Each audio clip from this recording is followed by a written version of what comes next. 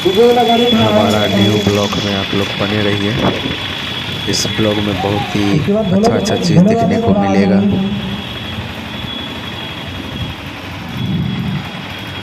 आप लोग इसके पीछे आ जाइए, आप लोग खड़ा उधर उधर उधर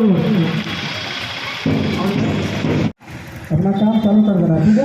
शुरू से अंत तक बने रहिए। इस वीडियो में आप लोग को बहुत ही अच्छा चीज़ दिखाने वाले हैं।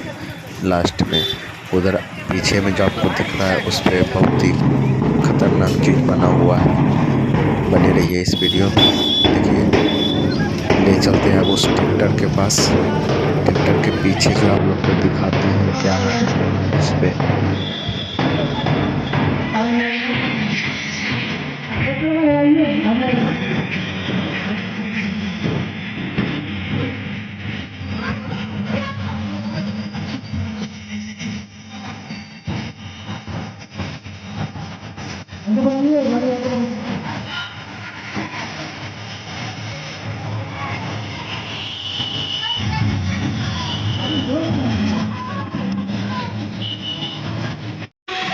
चलो ना।